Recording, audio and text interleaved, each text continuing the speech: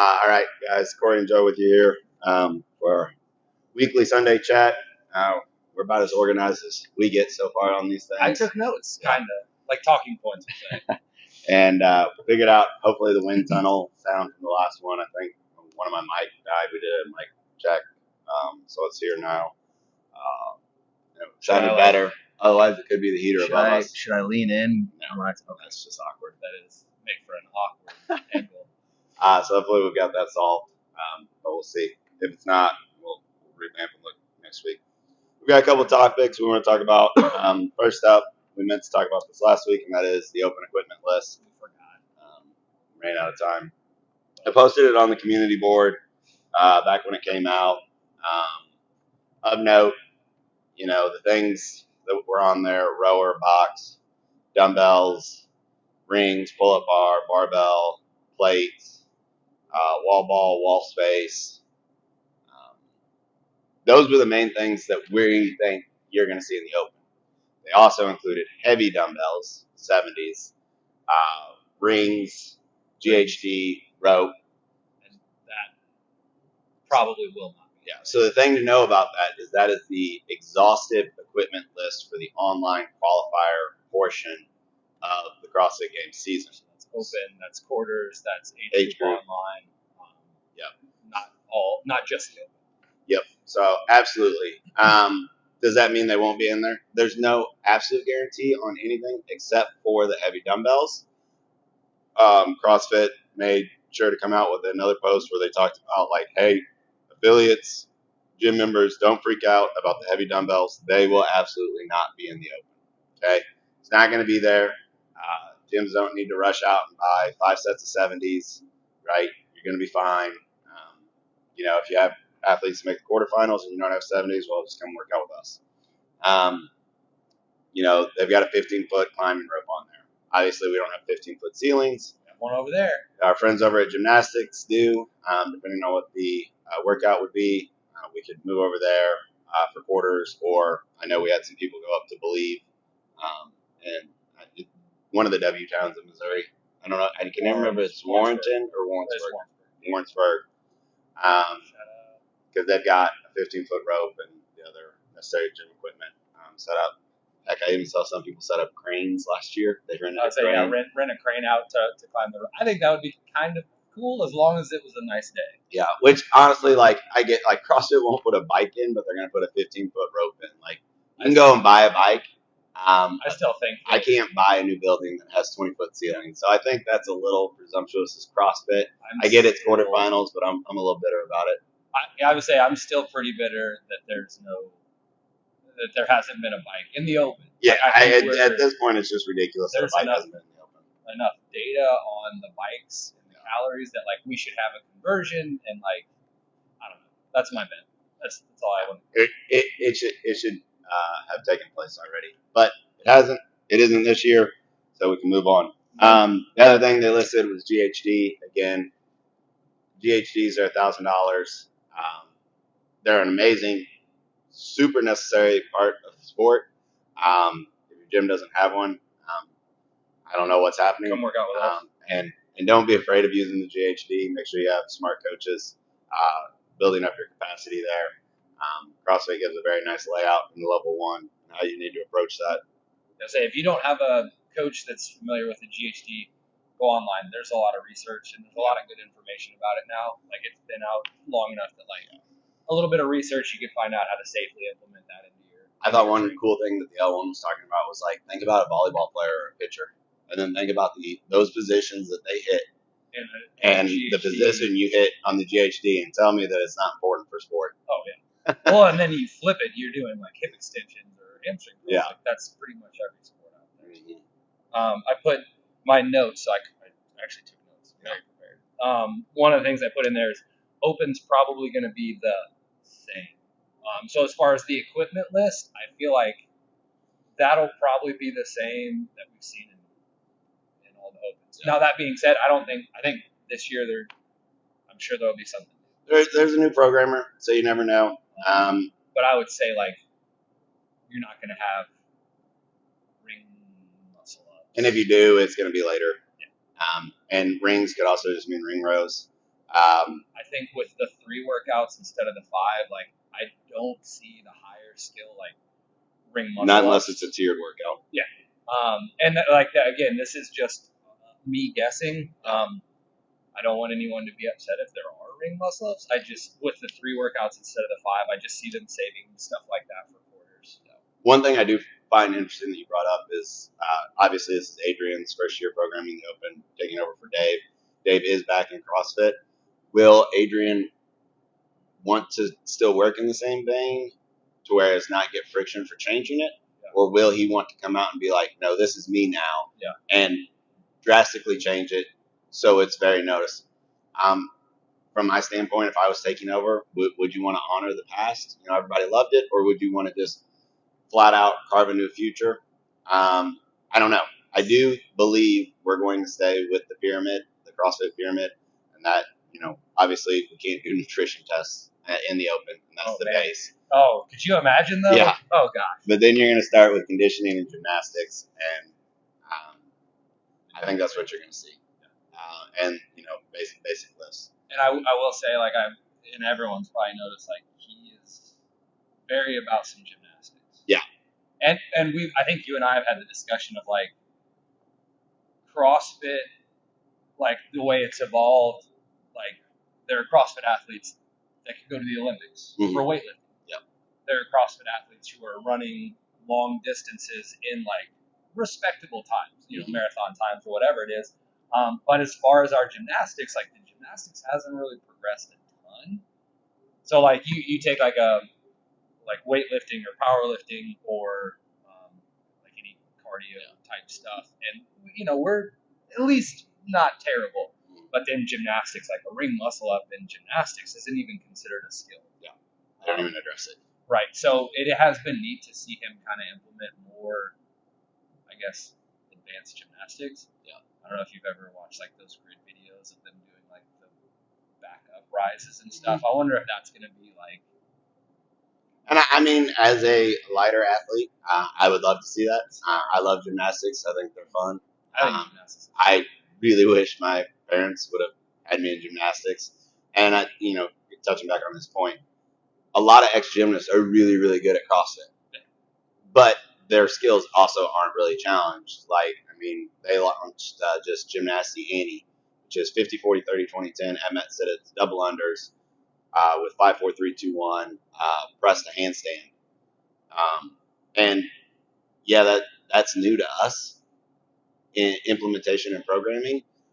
It's not new to gymnastics. It's not new to skill development.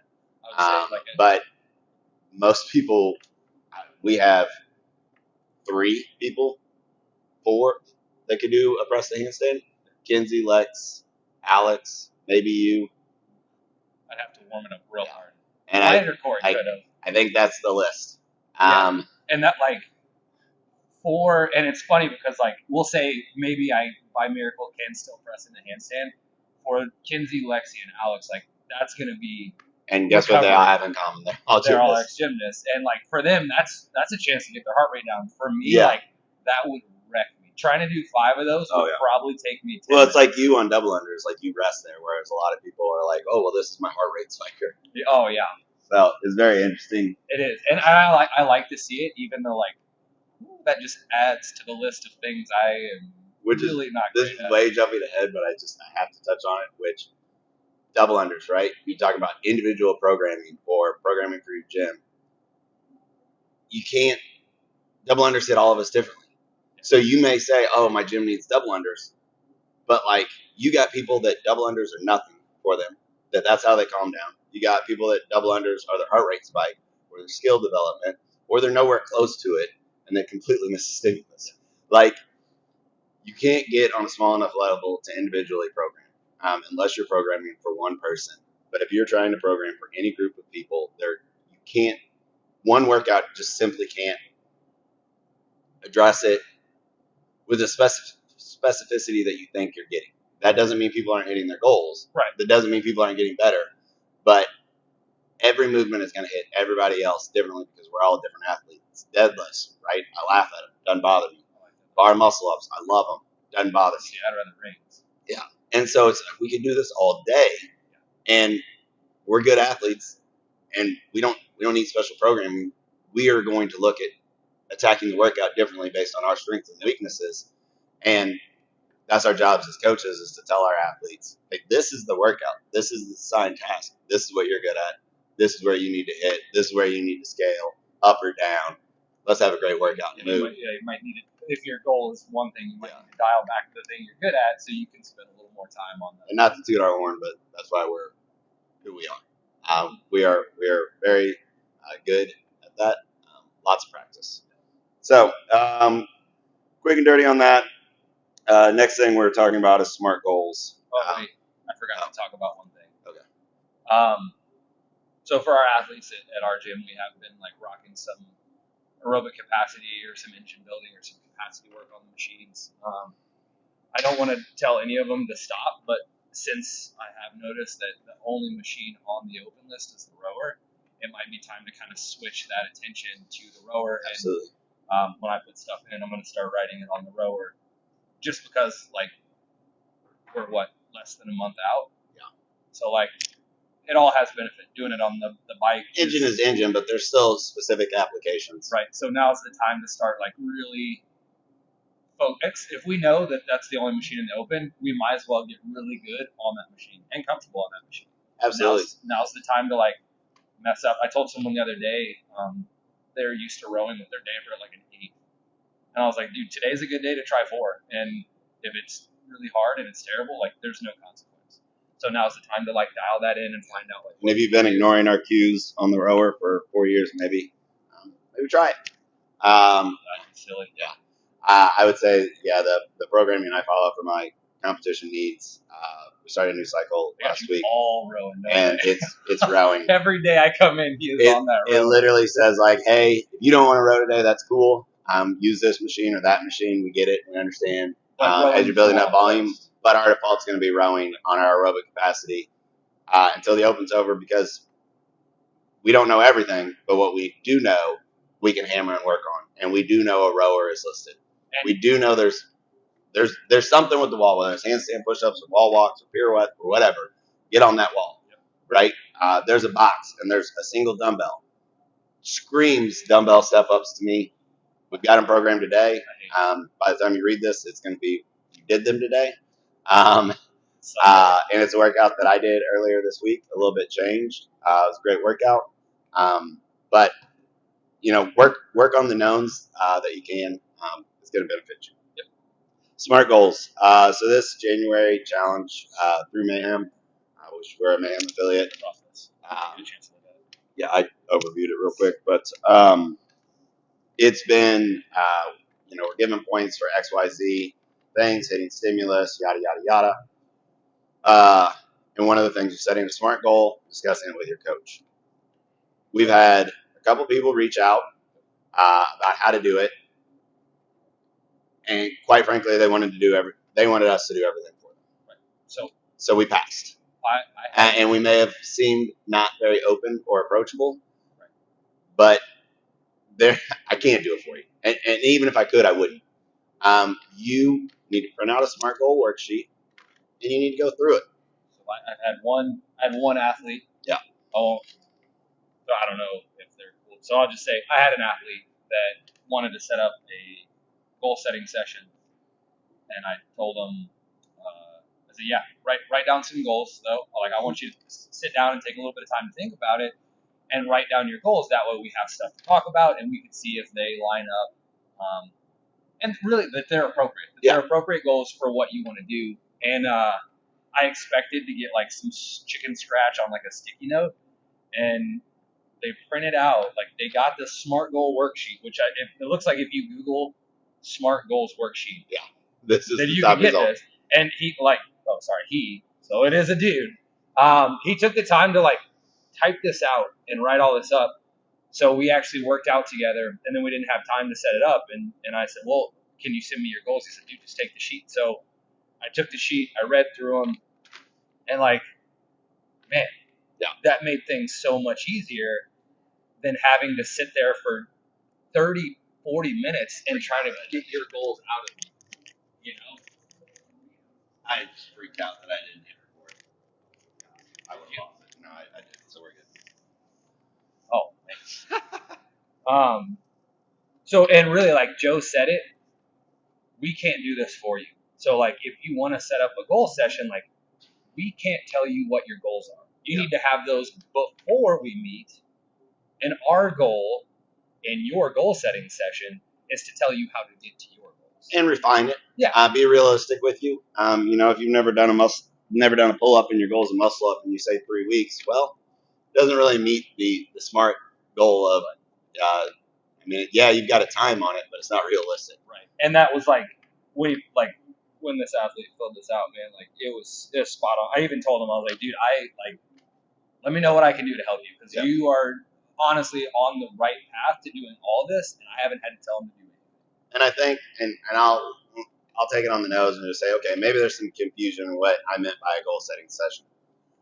For the most part, if you follow the SMART goal worksheet, we don't have much to do except for get into the loop on what you are actually wanting to achieve. Right. Because otherwise, we're going to, I don't want to say assume, but if you have not communicated to your goals to us, we're going to assume your goal is general fitness and just being a little bit healthier, coming in, having fun, right?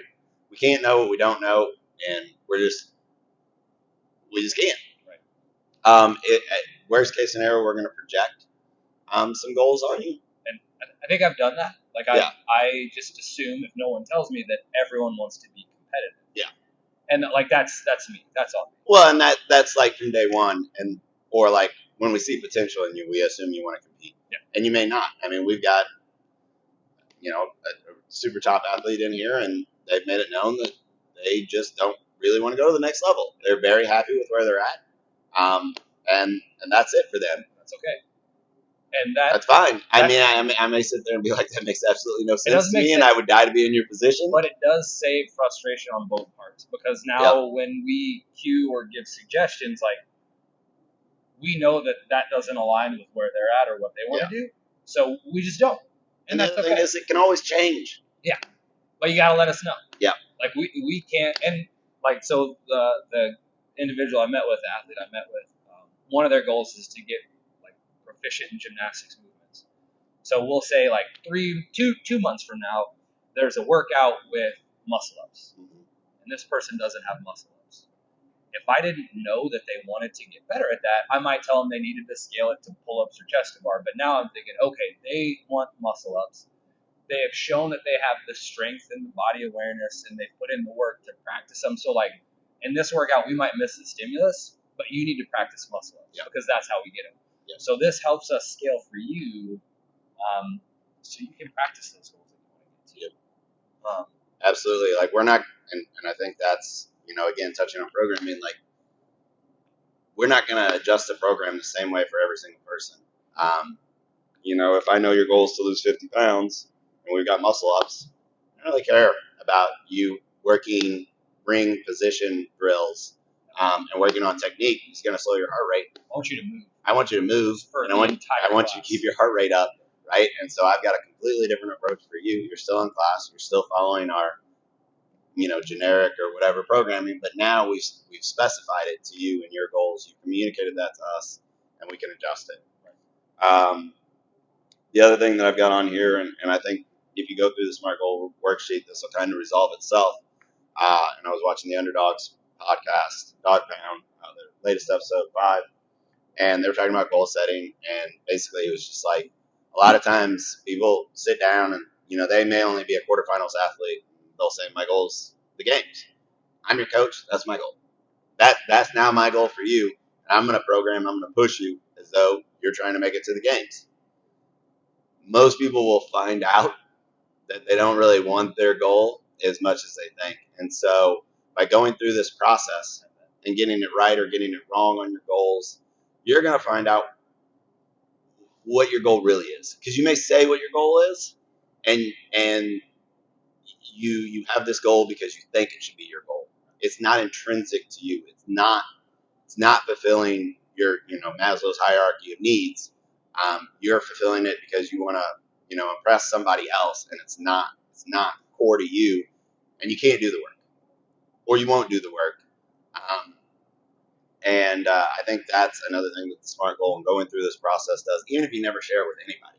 Yeah, no, just doing it and thinking about it. Yeah. Like, you might realize, like, Intentionality. yeah, and you might think your goal is like, okay, I want to be a competitive RX athlete, and then as you sit down and actually write this out in your head, you're like, I don't actually want that. Or you may realize, like, oh, this means I can't go out on Friday and Saturday night. Yeah. Oh, I can't have That's what I have. 5 drinks a week, and I can Right maybe under have, or I can't have 5 drinks a night. I can maybe have 3 a week. Oh, I need to actually get those 9 hours of sleep minimum, and minimum if you're trying to be a competitive athlete, you have to have 9 hours. Not the 7 to 9, not the 6 to 8, 9 hours. And that, like, right minimum. under, when I wrote SMART goals here, first point, do you want what you say? Yeah. And then the second point immediately after, which is the next question, are you willing to sacrifice all the stuff to get there? Yep. Like I've told people before, and Mel knows, I've been to, there was this guy, his name was Phil, and it didn't matter. I knew Phil for like 10 years, and it was always, I'd do something crazy and say, oh, it must be nice to be, whatever it was, 20. And then it was, must be nice to be 25. Then it was, must be nice to be 28. And I was like, bro, when we met, you were 25. Like, and that wasn't it. It was the sacrifice. Yeah. Like, no, it was, you went out to drink and party with your friends, and I stayed home and got some sleep. Yep. So, like, when you're thinking about what goals you have, also think to yourself, like, am I willing to make the sacrifices to get there? And sometimes it sucks, man.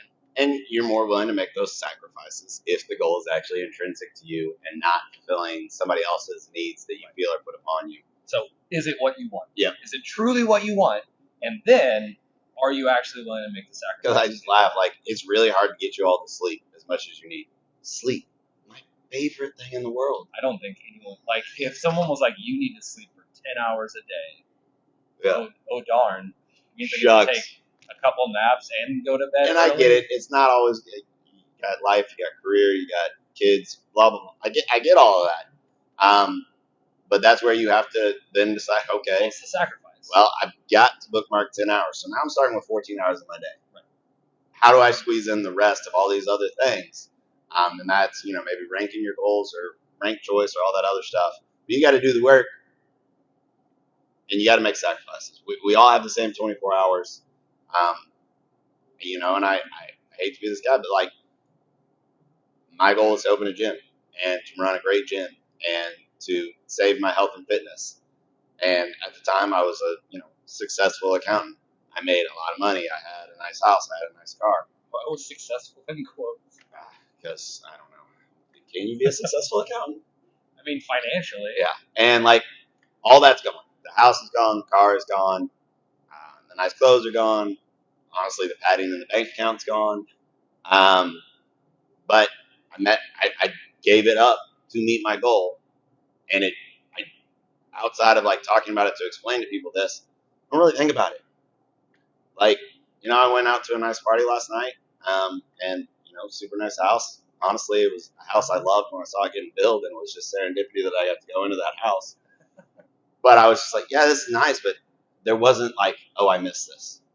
With your accounting, financial world. The accounting and the financial world, the nice stuff and all that stuff, and it's like, yeah, it's cool, but like, I went home and got on my sweatpants and watched some, old comedy shows, watched a little bit of Animal Planet, had a, crumble cookie split with my wife, and we chilled, and, now I'm here. Like, and then there wasn't something where I was like, man, I should have stayed at that party longer. I could have done this. It's not what I want anymore. I'm not shooting shots at anybody that's what they want. Just be honest with what you want. That might be your goal. Yeah. Maybe your goal is to. And your goal can change. My goal used to be to want to be a CFO, and run a company, and be a world traveler, and I see my friends' pretty pictures from the beach, and I'm like, that's cool. But I used to have like FOMO about like, oh, I didn't get to go to the beach. I need to work a little harder so I can buy a vacation. And now it's just like, I need to get some sleep so I can go into the gym and hang out with my friends and work. Reverse FOMO. You're like, man, I really wish I could have done that workout. I want to go to my job more. Yeah.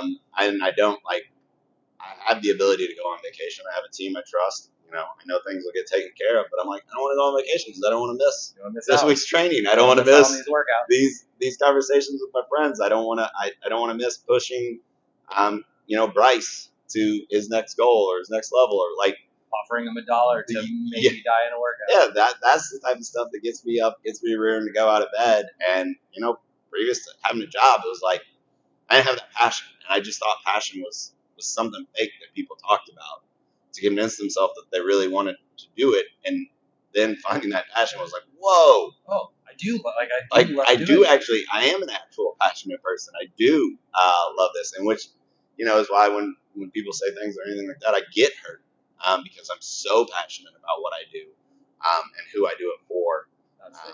That's like I have thin skin, and I wear it on my sleeve. Like I'm in it. I'm not a tourist here. I'm not, a rich benefactor that just bought a gym for income. Like, this is my stuff. You probably won't believe it, but we don't make 6 figures a year. I would say not even if you count the decimal points, bud.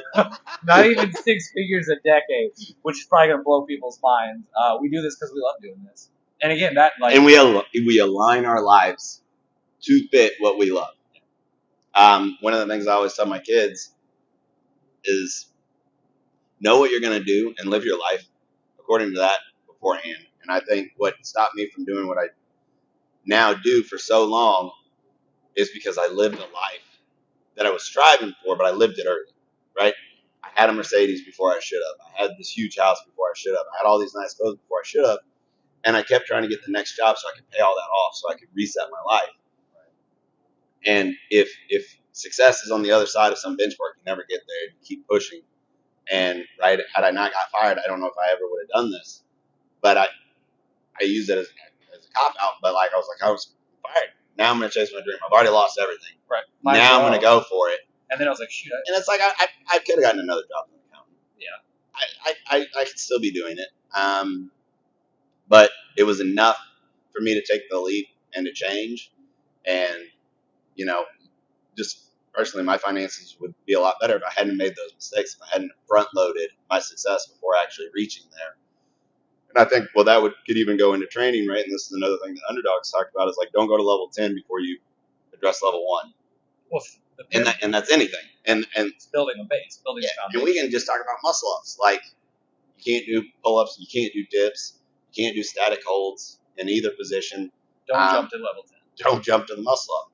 And we could say muscle up is level 10, and it would be until you get a muscle up, and then it's actually a level 1 again. And now it's how efficient is your muscle up? How many can you do at a time? Yeah. Are they pretty? What's your energy expenditure like? A lot of people compliment me on my bar muscle ups. And I laugh, and I love that compliment.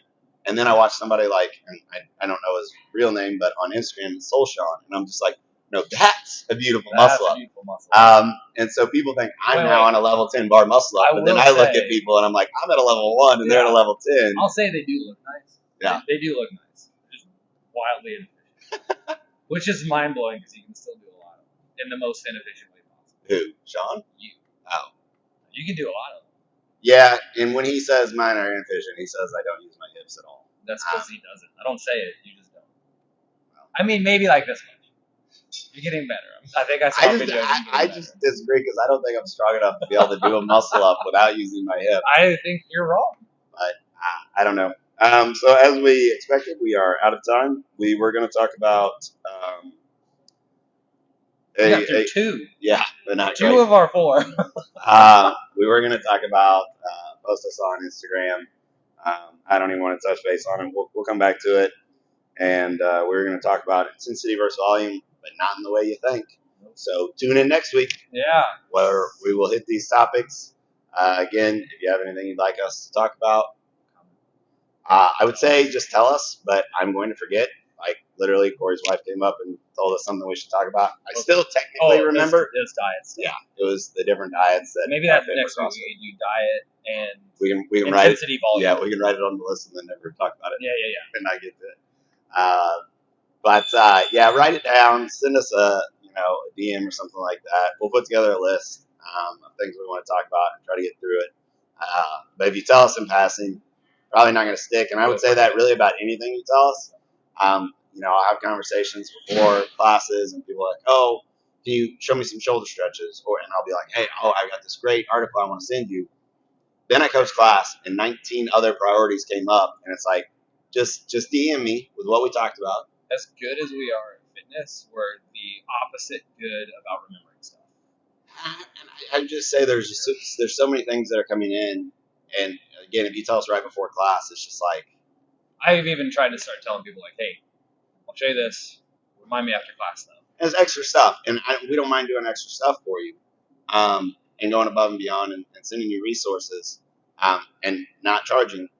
All we ask is that you drive the bus, you send us the message, give us the reminder, and do it. Because I own a gym. I have a lot of different priorities that pop up. I don't own a gym. And if I turn my head or change from one app to the other, I've got 3 different things that all of a sudden I'm like, oh, crud, I got to do that. And, you may even message me, and it's like 5 more people message me right in that time. Like, if you haven't heard back from me, like, bump back up. I'm not trying to ignore you. I'm trying to get to everybody. I don't know how people that honestly like have thousands of followers keep up. I couldn't do it. But yeah, so like, subscribe, share with a friend. Hopefully this doesn't take 29 hours to upload like last week's video. So we might see you soon. Yep. And next week starts our strength cycle. By the time you see this, you'll probably already be maxing out your back Squats. Yep. So we're gonna have a blast. Getting ready for that open. Cheers.